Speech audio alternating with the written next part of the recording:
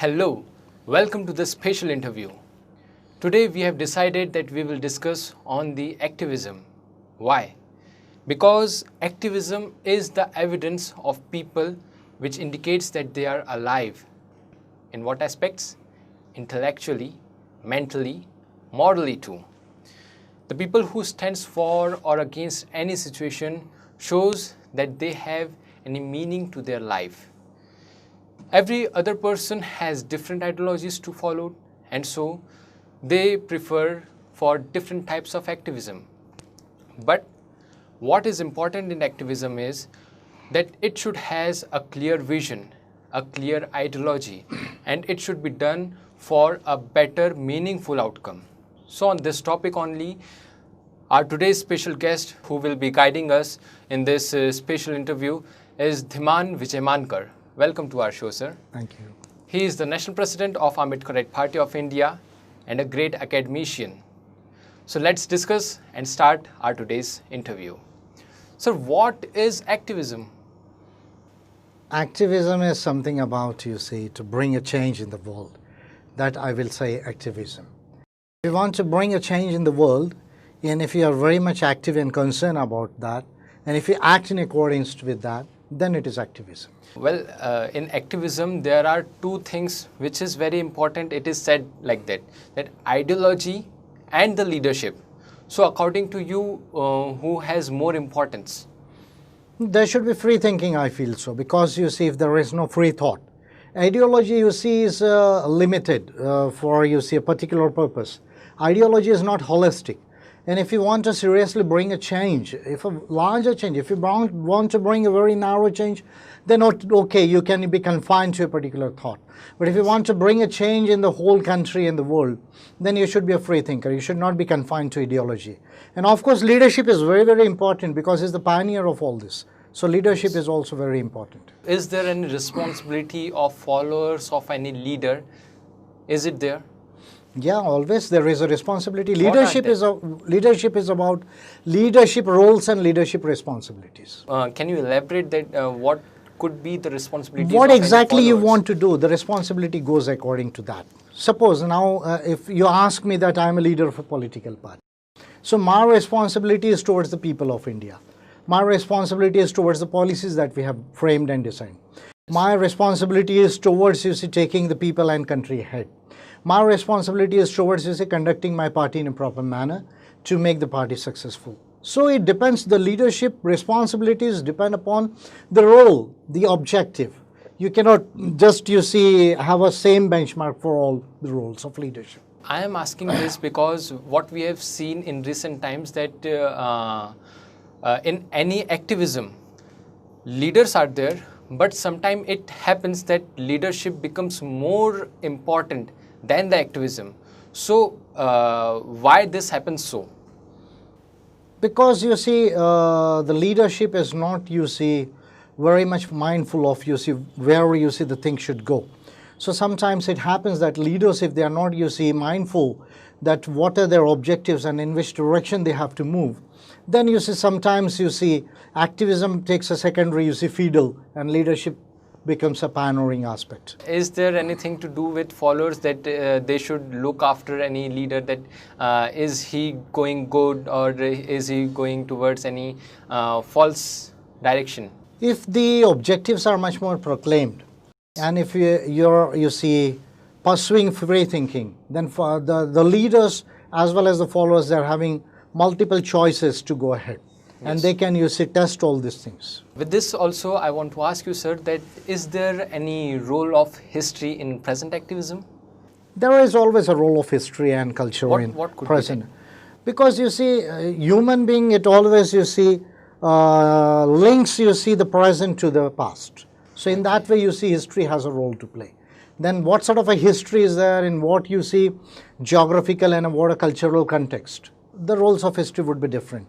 But human beings, they usually want to understand the things from past to present. As we are seeing that we are living now in 2020 and we are talking about artificial intelligence, now in this time we are having this much of craze of internet and social media. So how should be new era's activism? The new eras of activism should adopt modernity and the modern tools also. Means what aspects should it consider in activism if anyone is opting for emerging as a new activist? Now, if you want to ask me in the perspective of modernity, then you see modernity is not only about adopting the technology. Modernity is also about, you see, adopting the modern values also. The modern values of the world, free thinking, free society, then human rights. You see, these are all, you see, the modern values of the world, democracy, rule of law. These are all modern values. So gender rights, then the rights of the LGBTs, these are all modern values. So these modern values should be adopted by the activism. As we are talking about activism, I want to know that we see many kinds of activism in the world, like it may be hunger strike, it may be rallies, it may be street marches, it may be just speaking and organizing seminars on particular ideologistic ideas and etc. So how you prefer that this can be idealistic activism? They can be used in different contexts. All this what you have named or enlisted, they can be used in different UC contexts. So all of them are having a limited role to play. Apart from that, politics is also an activism. Since you are talking about politics, what should be the new politics? The new politics should be based on the policies. It should be for the public good and public welfare. That is a new politics. New politics should speak about science. Politics should speak about, you see, humanity. New politics should speak about human rights and rule of law and constitution. New politics should speak about, you see, transforming contemporary capitalism. This is all, you see, what new politics should deal with. So as you are saying that there is a major role of leadership. So what do you mean by intellectual leadership? Intellectual leadership is one who is very sound in, you see, knowledge, who's having a very vast reading, because without vast reading and understanding, you cannot acquire knowledge. So that is one point. He should be very thorough in studies, a very vast, you see, understanding of the country and the world and the various issues involved. That is a major aspect of an intellectual leader. And he should be able to apply this knowledge and intelligence for bringing the change within the giving, you see, parameters and the tools available. Do you have any faith in intellectual leadership? Yeah, why not? An intellectual leader, if he's a humanitarian leader and scientific leader, will always prove to be a good leader. But if an intellectual leader, if he's not a scientific leader, if it is not a humanitarian leader, I don't consider him as an intellectual. He's a knowledgeable person, but not an intellectual. An intellectual will always be a scientific person and a humanitarian person. So as you are saying that it must be scientific and humanitarian related leadership. So I want to ask you, sir, that what type of activism can become successful? Because what we are seeing in past times that many people are doing activism, but they are not successful in that. So what type of activism should be adopted to be successful? Any activism today in the present world, if it is not being converted into the required political representation to become the lawmakers and the policymakers, it will not become successful. Because, you see, we are living in a world order whereby there is a constitutional democracy. Yes. There is a, you see, a rule-making process. There is a policy-making process and the implementing process. So whatever activism you do, but it should translate into political representation. If that is not happening, then the activism may take much more time and may not, you see, bring the changes which were, you see, actually, you see, opine for that particular activism. With this only, I want to add and ask you that many people and many politicians only says that politics is not good. So why do they do so, and why do they say so to every party seminar and anything else? Why do politics is very good. Good people and good parties and good policies make politics good. Bad people, bad parties and bad policies make politics bad. Politics is neutral. Politics is about everything. Politics is about policies, public policies. Politics is about public welfare. Politics is about public policies and public good also. So politics has to do everything about the life on earth, human life on earth. It is up to you. How do you conduct the politics? If your politics is based on policies, if the politics is based for public good and public welfare, if your politics is based on science and humanism, on you see constitution and international law and human rights, then the politics would be good. Otherwise, you see, it would turn to be a bad politics. So since you are the leader of Ambedkarite Party of India, national president, so and you are saying about science and humanism, so is it applied in your party too? Yeah, the basis of our party is science and humanism. Cosmic humanism is the basic of our party now. Okay. We have adopted cosmic humanism. It is a major, most important aspect for API now. What about the achievements have you made till now? See, as far as you see winning the seats, we have not been successful. Let me, you see, admit this. We are trying and we may win today or tomorrow. We are very much, you see, optimistic and confident about that. But apart from that, because politics is not only about winning, you see, the seats or losing the seats. Politics is also about a discourse, a narrative that you have set in the country. So if you ask me about the discourse and narrative, and you see the constitutional methods and the methods of human rights that we have been using quite often now, because you see, I myself have prepared, you see, 16 bills and over 25 petitions. So if I summarize all these things, I can say that you see, in the future, you see, by 2029, there would be 900 member parliaments in Lok Sabha. We are going to increase our member parliaments. And already a new parliament is under construction. Within 2 years, it would be completed. It is called the Central Vista Project. And that exclusively increasing of MPs is happening due to me. After, you see, I gave the petitions, and after that, I prepared the bills and gave to the parliament. And you see, make this a public discourse in the country that India requires, you see, systematic and comprehensive electoral reforms. This is happening. This is point number one. Point number two is that you see, the 2 days, you see, debate on electoral reforms that Parliament undertook somewhere in, I feel, 2019 or 18. I am not certain about the date.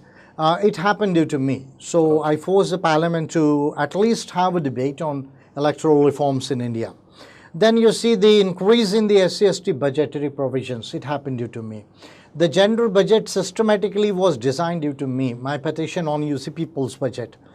And you see, first time after signing the Sustainable Development Goals in 2015, all the countries, including India, signed the Sustainable Development Goals. But we did not systematically budget it for the Sustainable Development Goals. That happened due to me. Then you see this land to the landless issue, particularly in the states of Orissa, you see, it started, you see, moving after my petition to the Indian state. So these are, you see, some of the very, very major, you see, developments that happened due to my petitions. So how come this can be done? Because you are not you have not been elected till now. So how have you done these all things? I use the Human Rights International Law. I use the Human Rights International Law and the methods of human rights and the constitutional methods. So by that, I was able to bring this limited, you see, achievements. So lastly, I want to ask you that how will you summarize that activism should be, because there are many individuals who are coming with greater ideas, but they are not having any spatial direction, or else they are not having that followership, and because of that they are getting depressed. So how will you guide them? You see, there may be a number of issues due to which you see activism may start or you see take place. But the activism, if at all, if it wants to bring a greater change in the society, in the country, in the world, then it should be very clear about, you see, the methodology, about the ways. If the methodology and the ways and the institution and organization, these are not clear to the leadership and to the people who want to bring this, you see, change, then activism may not succeed. Point number one. Point number two is that any activism, it should translate into political representation, because in constitutional democracies and rule of law, unless you are having political representation and you don't become lawmakers and policymakers, you won't be in a position to bring a change that is required. So these two things are very important. Third, I would say that activism should be very clear about science, about free thinking, about knowledge, and should apply, you see, science, free thinking, and knowledge for bringing, you see, the changes. So these three things are required. Mere activism for any particular cause, though it may be good in itself, but may not be able to bring a larger change which is required in the world. So are you talking about just India's activism, or it includes It's applicable every- for all over the world. Whatever I've said is applicable to all over the world. This was Dhiman Vijaymankar sir with us, who was guiding us on how should be the activism and the new era's activism, and he was guiding that new emerging activists, how should they drive themselves towards activism.